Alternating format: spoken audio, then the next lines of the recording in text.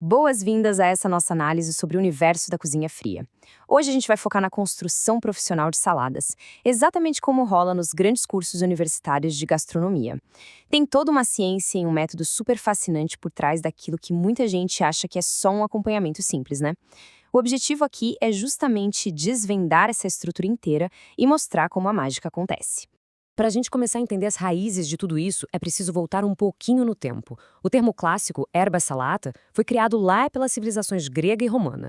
Naquela época, a expressão falava basicamente das primeiras preparações que misturavam folhas de alface com ervas frescas bem temperadinhas. É, literalmente, a base histórica mais pura do que se tornaria uma arte super complexa nas cozinhas de hoje.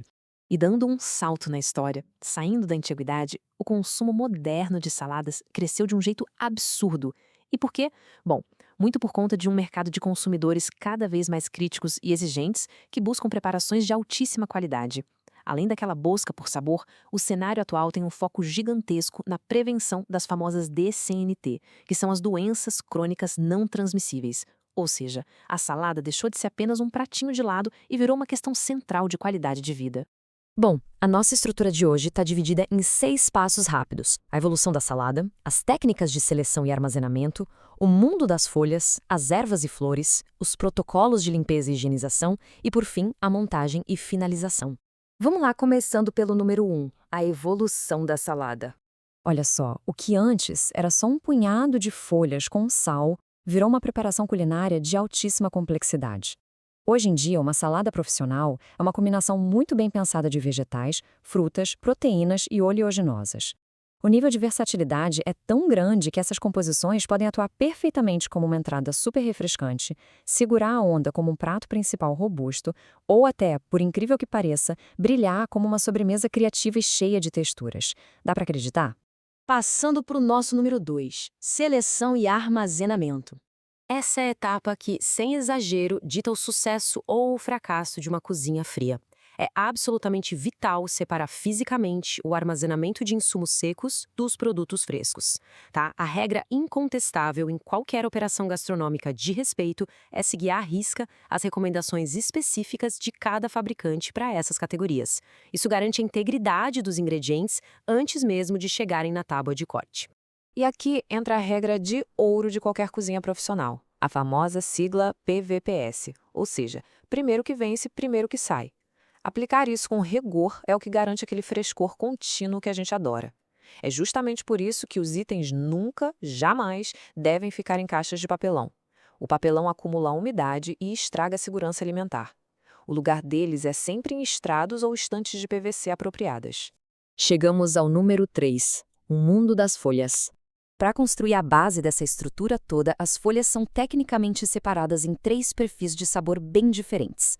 A gente tem o perfil suave, que é a praia das alfaces clássicas, o perfil picante, que a gente encontra em folhas com mais atitude, tipo o agrião e a mostarda, e, claro, o perfil amargo, dominado pela rúcula e pelo radiqui. E a grande sacada aqui é que dominar essa paleta é o verdadeiro segredo para criar aqueles contrastes perfeitos no paladar. E o legal é notar como a inclusão de diferentes vegetais e raízes, como por exemplo uma boa combinação de repolho roxo com cenoura, não serve só para complementar as folhas. Isso traz uma diversidade super necessária de cores vibrantes e texturas crocantes que, convenhamos, dão água na boca na hora e despertam aquele interesse visual imediato. Seguindo em frente, número 4, ervas e flores comestíveis. Gente, as ervas aromáticas são os verdadeiros trunfos para elevar qualquer prato do nível amador para o profissional. Seja usando elas fresquinhas ou nas versões secas e desidratadas, tipo um bom manjericão e um tomilho, elas são essenciais para dar vida e perfume para aquelas bases mais neutras. E claro, atuam como mestres na guarnição e na decoração final do prato. E quer saber o indicador definitivo de qualidade para qualquer erva, incluindo uma sálvia bem texturizada ou nosso louro clássico? É sempre, sem exceção, aquele aroma vívido e marcante. Se não tem aquele cheiro fresco e poderoso exalando, a erva simplesmente já perdeu a utilidade numa cozinha de alto padrão. Além das ervas, a gente tem um uso super sofisticado dos brotos. Eles são cultivados quase sempre em sistemas hidropônicos.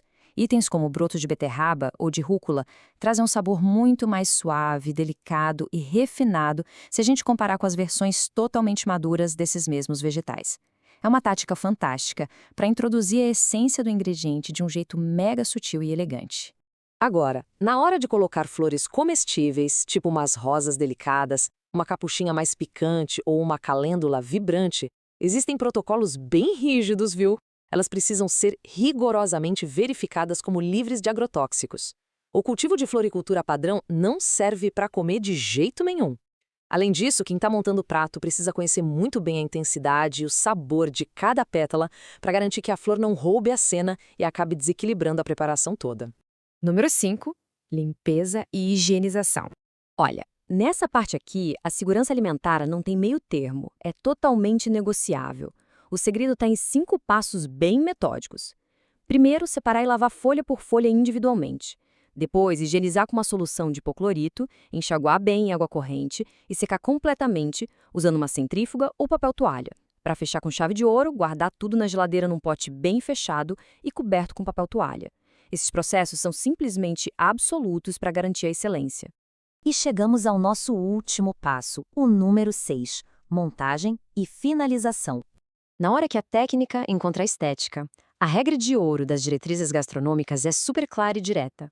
É expressamente proibido usar faca de metal convencional no preparo de folhas.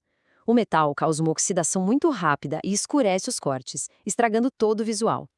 A instrução firme aqui é sempre rasgar as folhas com as mãos, com toda a delicadeza, para manter as células da planta íntegras e garantir aquela aparência de recém-colhida. Colocando essas diretrizes em prática, o empratamento ganha vida de verdade, misturando de forma muito inteligente diferentes tons e texturas. O contraste de um verde super fresco com o impacto de umas folhas mais arroxeadas, junto com a riqueza de proteínas brilhantes e suaves, nossa, o resultado é um prato que prende atenção na mesma hora por causa dessa harmonia perfeita.